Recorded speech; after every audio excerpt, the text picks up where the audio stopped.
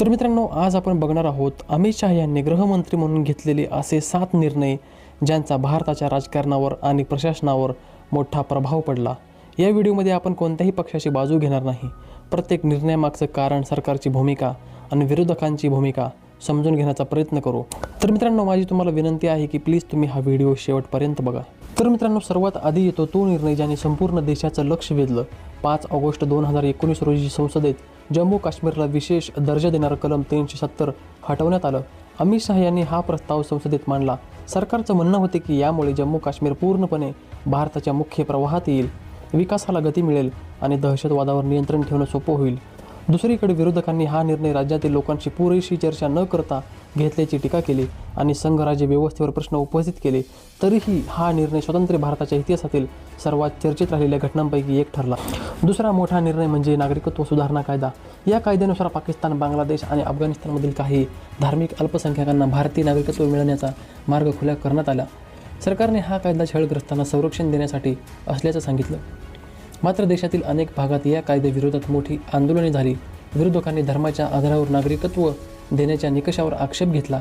त्यामुळे हा कायदा देशातील सर्वात चर्चेचा विषय ठरला। आणि तिसरा सर्वात मोठा निर्णय म्हणजे 3 तलाक कायदा। या कायद्यामुळे एका क्षणात तिहेरी तलाक देण्याची पद्धत बेकायदेशीर ठरली। सरकारचे मते हा कायदा मुस्लिम महिलांना न्याय आणि समान हक्क देण्यासाठी आवश्यक होता। अनेक महिला संघटनांनी याचं स्वागत केलं। मात्र विरोधी पक्षांनी आणि कायदेतज्ञांनी या प्रकरणात फौजदारी शिक्षेच्या तरतुदीवर प्रश्न उपस्थित केले। चौथा निर्णय म्हणजे उपा आणि NIA कायद्यातील बदल। या बदलामुळे दहशतवादाशी संबंधित तपास यंत्रणांना अधिक अधिकार मिळाले। सरकारच्या मते देशाच्या सुरक्षेसाठी हे आवश्यक होतं, परंतु काही मानव अधिकार संघटना आणि विरोधकांनी या अधिकारांचा गैरवापर होऊ शकतो अशी भीती व्यक्त केली। त्यामुळे हा विषयही मोठ्या वादाचा ठरला। आणि 5वा सर्वात मोठा निर्णय म्हणजे नक्षलवाद विरोधी मोहीम। गेल्या काही वर्षात केंद्र सरकारने नक्षलवाद विरोधात सुरक्षा कारवाई वाढवलेल्या आहेत। सरकारने अनेक वेळा नक्षलवादाचा प्रभाव कमी झाल्याचा दावा केलेला आहे। दुसरीकडे काही तज्ज्ञांचं मत आहे की सुरक्षेबरोबरच आदिवासी भागातली विकास, शिक्षण आणि रोजगार यावरही तितकाच भर देणं आवश्यक आहे। 6वा मोठा निर्णय म्हणजे सहकार मंत्रालयाची स्थापना। 2021 मध्ये केंद्र सरकारने स्वतंत्र सहकार मंत्रालय सुरू केलं आणि त्याची जबाबदारी अमित शाह यांच्याकडे देण्यात आली। सरकारच्या मते देशातील सहकारी संस्था अधिक सक्षम करण्यासाठी हे पाऊल उचलण्यात आलं, तर विरोधकांनी यामागे राजकीय कारण असल्याचा आरोप केला। 7वा आणि अत्यंत महत्त्वाचा निर्णय म्हणजे नवीन फौजदारी कायद्याची अंमलबजावणी। भारतीय दंड संहिता, फौजदारी प्रक्रिया संहिता आणि भारतीय पुरावा कायद्याच्या जागी नवीन कायदे लागू करण्यात आले। सरकारने हे ब्रिटिश काळातील कायद्यापासून मुक्त होण्याचं ऐतिहासिक पाऊल असल्याचं म्हटलं, तर अनेक कायदेतज्ञांनी या कायद्याच्या काही तरतुदीवर चर्चा आणि सुधारणा आवश्यक असल्याची मतं व्यक्त केली।